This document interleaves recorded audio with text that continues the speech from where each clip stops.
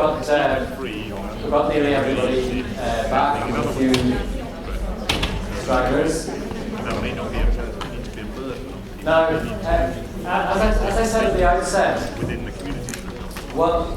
one of the objectives here was to be as dynamic as possible, to get engagement, to get participation, and I think from the marketplace yesterday and through the working groups today, that I feel that was achieved. Certainly when I was in working groups and listened in to others, it was really good, intense, rich discussions, and I thank you all for contributing to that. Particularly want to thank all of the moderators and the note takers for the sessions. I think they've done a great job.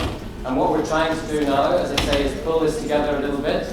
So the note takers have given me the notes from the mission session. It's so dynamic that Bettina is working on the notes from the session you've just come from, and she'll be reporting that in a few minutes.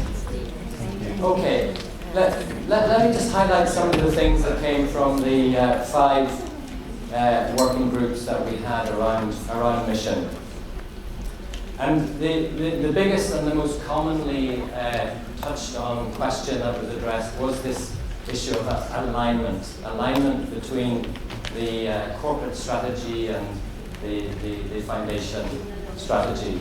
And it was even, the question was posed, is it actually appropriate or politically correct to be aligned? And the sort of word that came to mind, and somebody mentioned it, it's a synergistic relationship, it's a partnership. And I was thinking it's more like hand in hand rather than hand in glove. So if you can imagine that being a power relationship of the foundation just being supported by this shell of the company. So very much a relationship that fully exploits the synergy between both institutions, the foundation and the corporation, in every sense.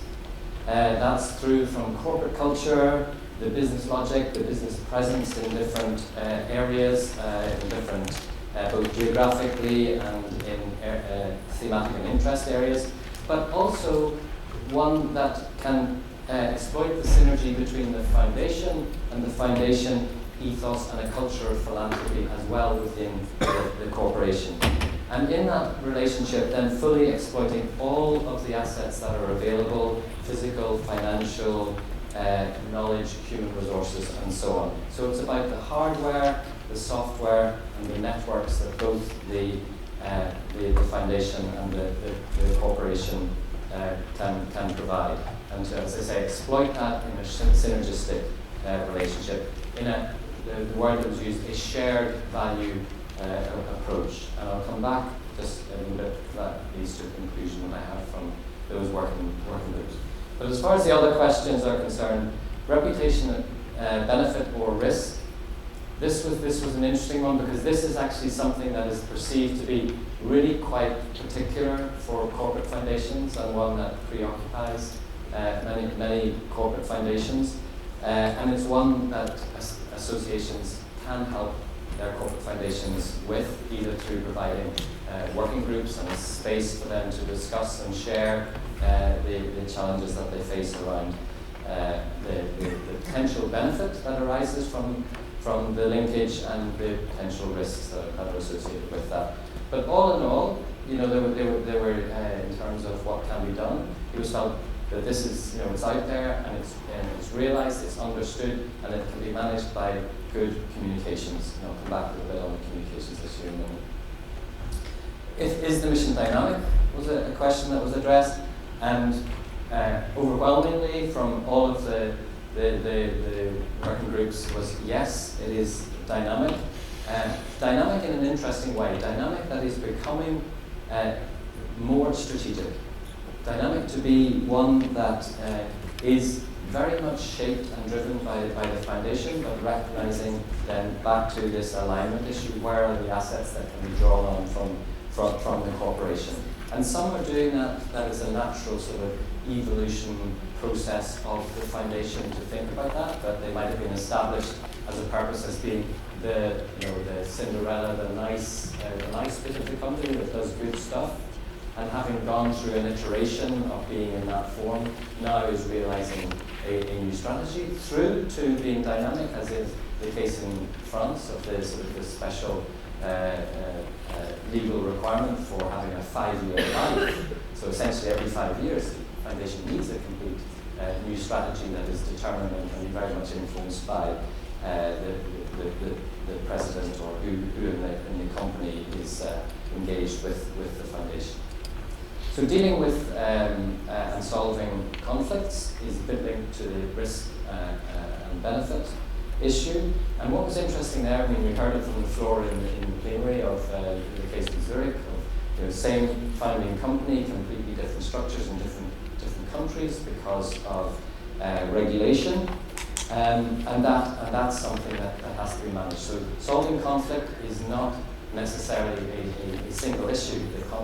Different conflicts may arise in different countries because of the different regulations that apply. But a clear way to avoid the conflicts and the way of getting around the conflicts is to be absolutely clear on mission. Okay? And again, the role of associations here in providing that sort of safe space in order to help their members address and deal with some of those conflict issues.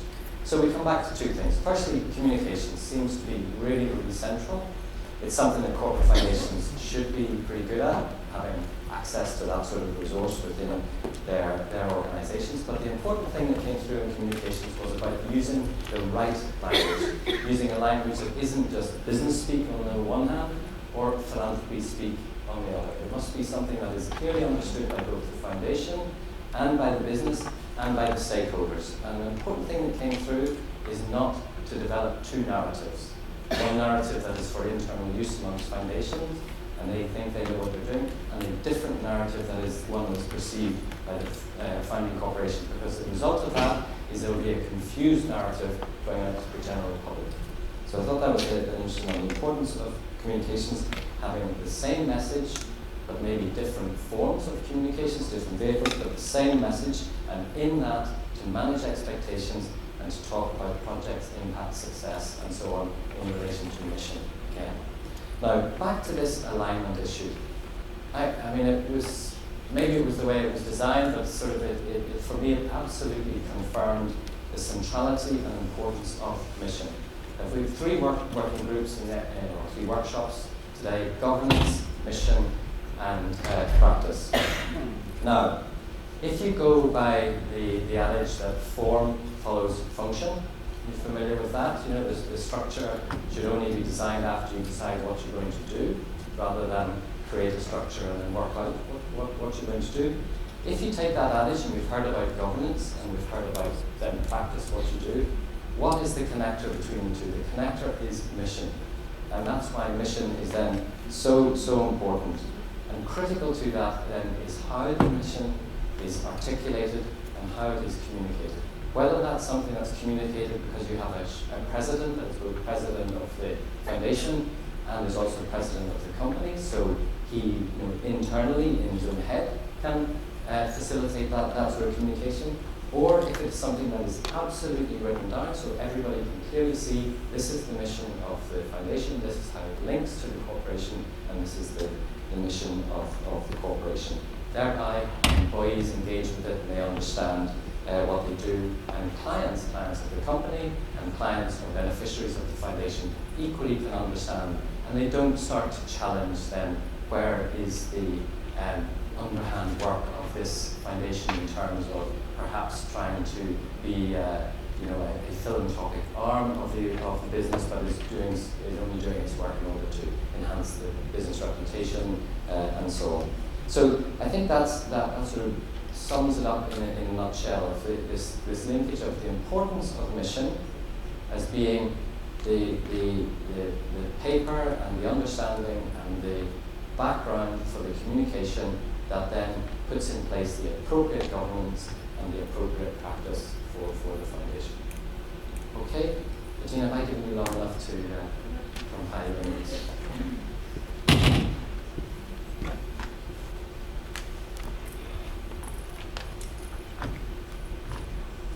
Okay, I will try to summarize what I tickets of the other working groups on practice. I don't know if I already introduced myself. I didn't listen to you very well because I was busy with my notes. I'm Bettina Hesse. I'm working in the Association of German Association of German Foundations. The second round were the working groups on practice. And I will start with the first question. What is the best way to achieve the vision from grant making and so on? So in the working group on grant making, there have been several issues that have been raised. So of course there are many foundations who are active in whose financial activity is through grant making, but we're giving grant programs, but grant making is only one way. Beyond money, some foundations use properties, for example, such as real estates, or they give loans, they give microcredits to achieve the mission of their foundations. What was the key learning, I think, in this working group was that it is crucial that there are many assets beyond money, such as networks, knowledge, expertise, and also the company's infrastructure, which can be used to achieve the foundation's mission. One point which was highlighted and emphasized by many foundations were the partnerships with other actors in the sector. They can, for example, raise the transparency of the foundation's activity or programs. They can raise their objectivity and the reliability of the programs. So the next question was on the assets available in the company. Does the foundation draw on all these available assets? So there are foundations who highly rely on the company's expertise when it comes to follow their financial aims. When it comes to employee engagement, the answer is very clear. Of course, the foundation in practice draws on the assets available in the company. Actually, somebody said employee engagement can be used as a link between the companies, the company and the foundation. Sorry, I lost my thoughts somehow in this item. Sorry. I heard a lot about employee engagement. So one key learning here was that, or one issue which arises in the employee engagement working group is that some foundations just rely on letting the employees of the company do what they know best doing. And on the other side, employees can also be trained through, they can earn as well from the employee engagement programs. So in the best case, you can create a win-win situation for the company and the foundations through the employee engagement program. Another example was that employees are receiving communication training from the foundation, because they are always spokespersons for the program that they are engaged in the foundation's program. So some foundations give them professional training or some sort of orientation to communicate effectively about the foundation's activities. Actually, employee engagement, there have, for example, been surveys from foundations among the employees of the company, and those kind of surveys can not only give you an idea on the opinion of the employees of your company about the foundation or the employee program, but it can also promote the idea of the foundation and the employee engagement program.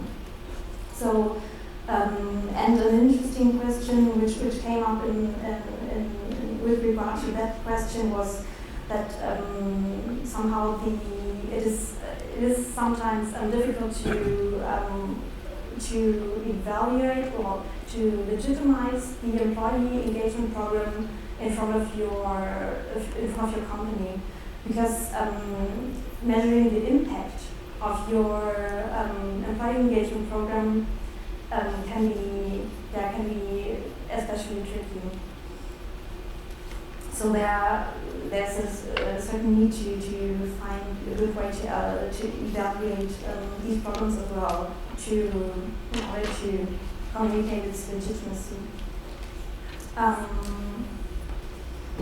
Okay, regarding in terms of CSR activity and the cooperation, apparently there have been at least two approaches.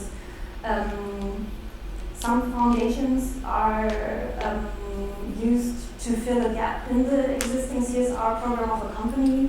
Other foundations are rather complementing the activities of the CSR activities of the company. So from what I have been told, in the working group on CSR, we came to the conclusion that somehow there has been a development to integrate the activities, the CSR activity and the foundation activities in order to become more efficient, and this is somehow a development of professionalization. But the closer the CSR department and the foundation grow together, the higher becomes the reputational risk, of course.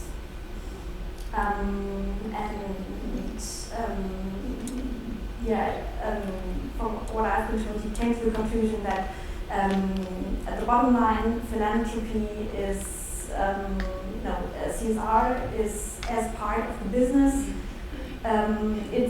Since it is part of the business, its obligation is earning money, whereas philanthropy, so the foundation part of the index, is about spending money. So you should be clear about these very different objectives of CSR and foundation activities.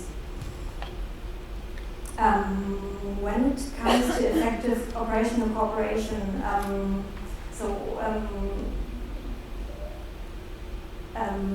of course, an issue is that you need media attention and some fund in order to achieve greater impact of your activity, of your programs. And some foundations run professional PR activities, but the crucial point which came up in the working group on grant making is cooperation with other actors who are active in the same sector. So strategic partnerships are crucial in order to achieve greater impact. And as somebody put it, he has never been when he asked somebody from a foundation for some advice, he has never been rejected. So the aim should be to trust in the knowledge of other actors and to exchange experiences instead of try to compete with other actors, although sometimes there is, of course, competition for grants. Another question, another issue was how to measure impact. Some foundations rely on their internal evaluations, some other hire professional external evaluators, and sometimes even in cooperation with the CSR department of the company. But again, as well, in this case in this question, when you want to measure the impact, you can also exchange the experiences with other actors in the sector, and in this way get an idea of needs and achievements. Another interesting, okay, I already mentioned the legitimacy question of employee engagement programs.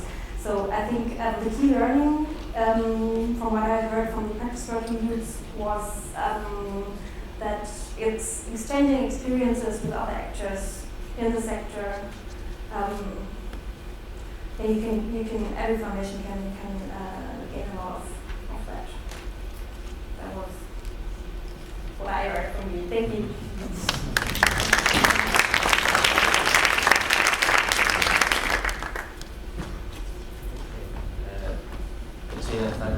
Thanks so much, and really appreciate that. It was very fast work to pull that together from working groups that we finished 3 minutes before.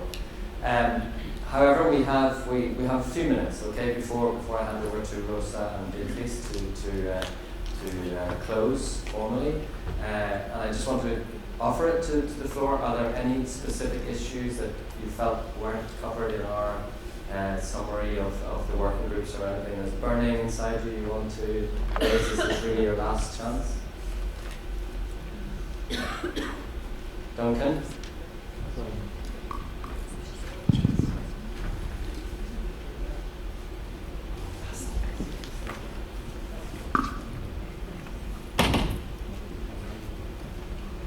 Thank you. I was just struck by, across the sessions, we're all dealing with quite common issues about relationship to the parent, length of strategy, volunteering, things like that. So despite different historical and legal frameworks, it's all quite common.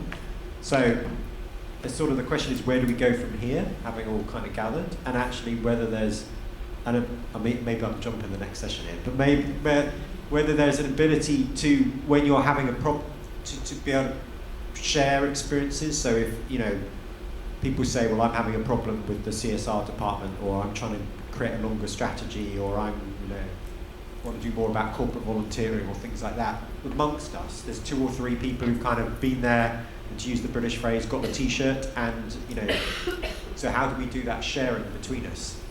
So that we can reach out, because actually they're all pretty, whether it's Italy, Germany, Britain, France, whatever, they're all similar issues that we're dealing with. So how do we... I think you raise a really interesting issue, because I thought about this before. There's 2 things here. One is what is distinctive to corporate foundations as opposed to foundations generally, and secondly, what is distinctive internationally between corporate foundations. So there's sufficient in common, but there's also some differences.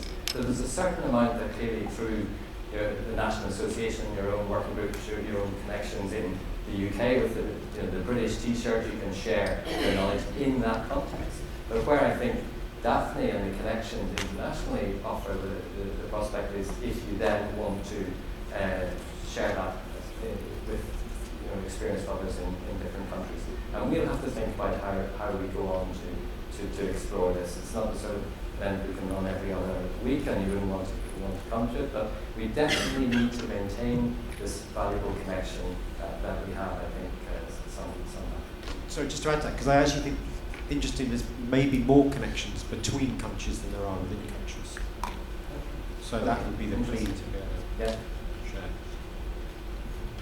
Any other comments from the floor before we wind up? No? Okay. Can I ask Beatrice and Rosa to close the conference for us and for knowledge exchange?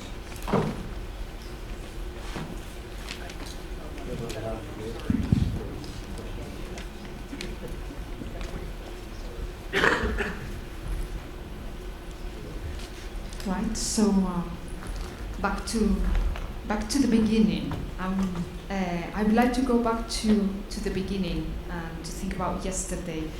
And I started saying how this activity came, and how it was made possible. And it was made possible because there was one national association, one Daphne member that expressed an interest on starting working with their members, corporate foundations, in a different way, and reach out and say, who else around is working on this issue? And we found that there were some other Daphne members that were already working on the issue, and then we actually found that there were some other Daphne members that were interested in working on this issue with their members.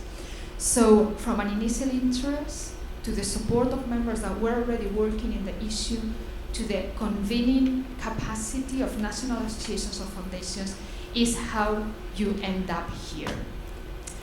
And you've been here as participants, but I also want to, make very evident that you're participants in this event, but you are the key people and the key organizations that made the National Association possible, and that also make us national associations able to work cross borders and to get Daphne going and give you these opportunities.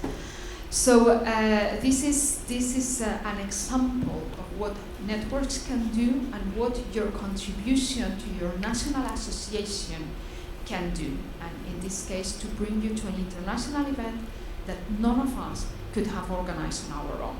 So I would like you to reflect on that dual role that you have here as participants of an event, but also as a primary support to national associations to be able to carry out these activities. And I want to thank you for both roles.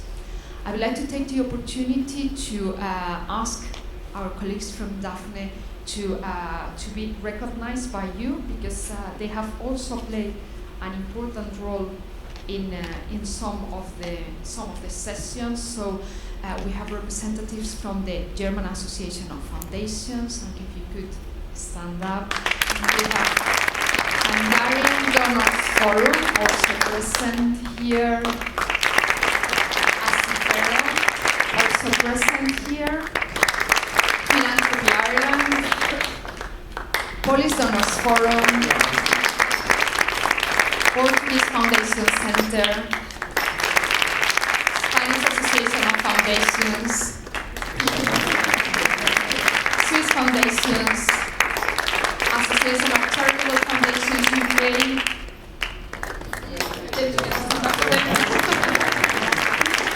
and I would like the closing round of applause for the French Foundation Center,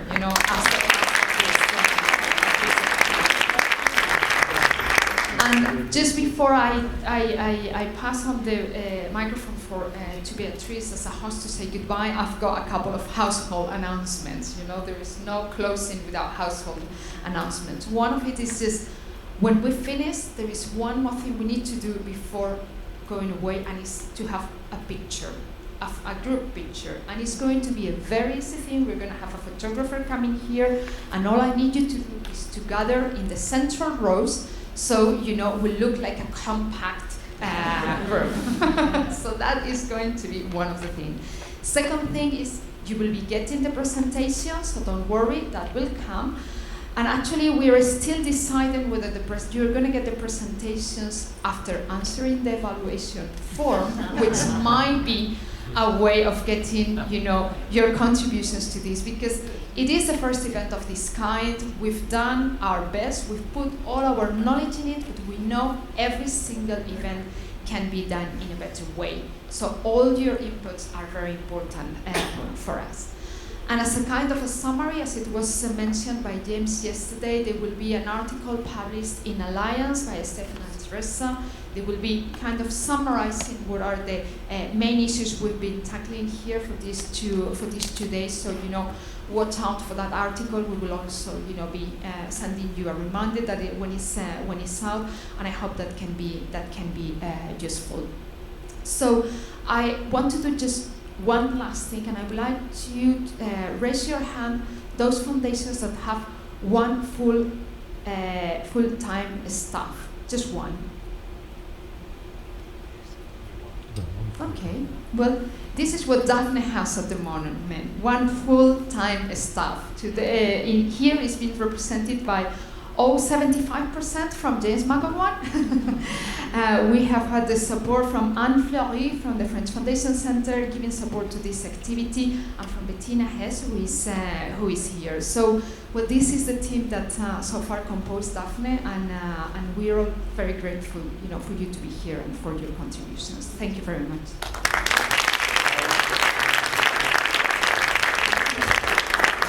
Just to say that we were very glad to host you all here. My name comes as General Delegate of the Centre Français des Fonds et Fondations, but I would very much like it to be here as member of Daphne. And I don't want you to think that this being in the corner there doesn't mean that I'm not a member of this corner up there, which is the Daphne. And I think it's a very powerful network that we've organized. It's an informal network, but it's a very useful tool. And I think that today and yesterday we've took together a great step in what we can do. It will also be up to you to make sure that we go on with this. What I know is that I'll be taking back lots of issues and ways of understanding and maybe questions that will be helpful in the work we do in the French Foundation Center. And I'm sure that for all our colleagues here it would be the same. But then what we want to do together is really something that we have a road in front of us that we have to write, and I think it's very exciting for us.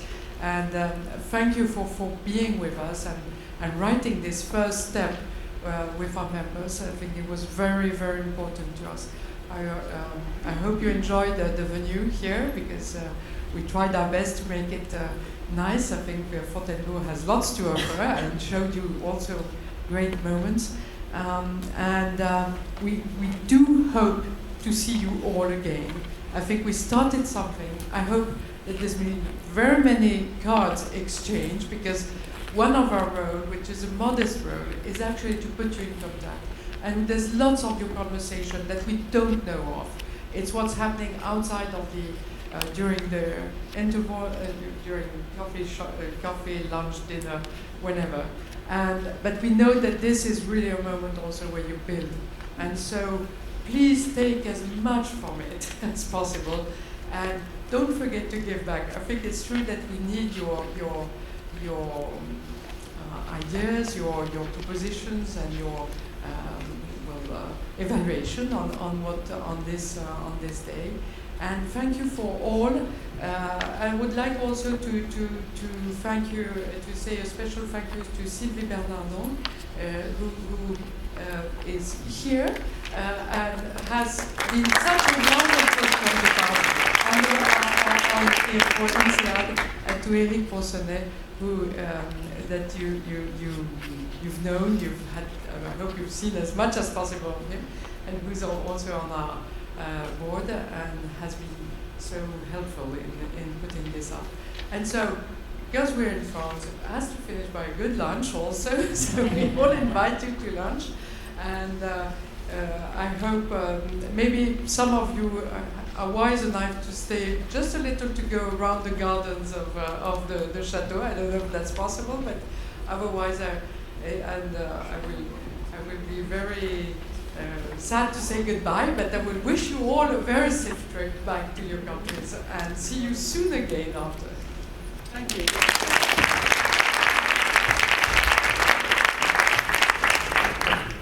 Just a last announcement.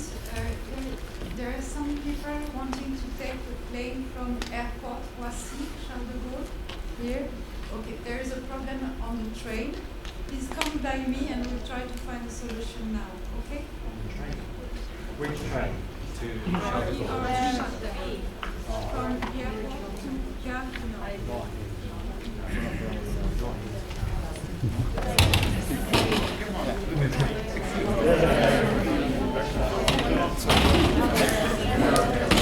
So please don't run away. We will have a photographer here in 5 minutes. So I need you to all, sit down together in the middle rows of this room, so that we can have a group picture.